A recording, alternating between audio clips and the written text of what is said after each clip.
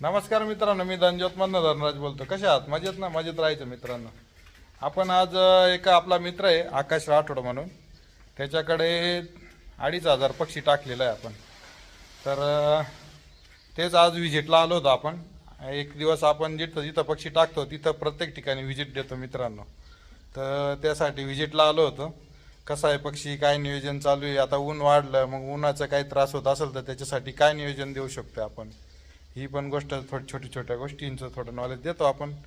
आणि शक्यतो आपण ज्याला पक्षी टाकतो त्याचं नियोजन चांगलंच असतं, करतो आपण, चांगल्या व्यक्तीलाच पक्षी देऊन आणि करून घेतो. तर या त्याचे पक्षी दाखवतो मी. आज तो 30-35 दिवसाचा झाला. तर हा पक्षी आहे बघा मित्रांनो, हा लवकरच ब्रोडिंगवरून बाहेर काढलेला आहे.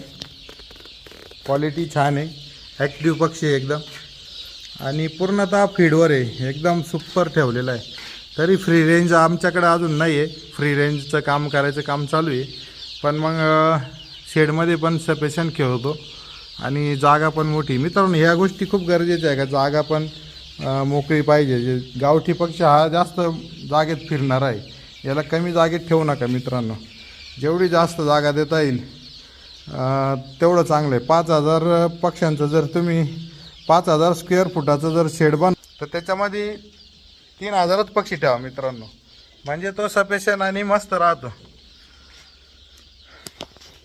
इथं आकाशकडे काम करतो आपला हा जवान. काय नाव आहे तुझं? सूरज कुमार.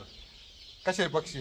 पक्षी आहे की व्यवस्थित आहे. किती दिवसाचे झाले आता? आता हे झालं की एक 35 दिवस, 30-35 दिवस. 30-35 दिवसाचे. होय.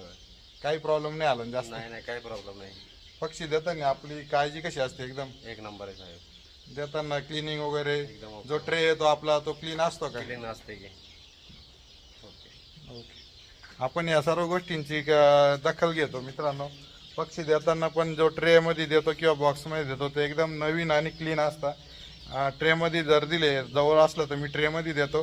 ट्रेमध्ये जर दिलं तर ते धुवून आणि त्यांना सॅनिटाईज करून, आपण हॅचिंगमधून पण पिल्लू बाहेर जर काढलं तर पहिले साईडची जागा सॅनिटाईज करतो आणि मग हॅचिंगमधून बाहेर काढून डायरेक्ट पक्षी ट्रान्सफर करतो. तर या छोट्या गोष्टींचे नॉलेज घेण्यासाठी आणि चांगल्या व्यक्तीसोबत चांगलं काम करायचं असेल तर आमच्या धनज्योत फार्मला तुम्ही व्हिजिट द्या.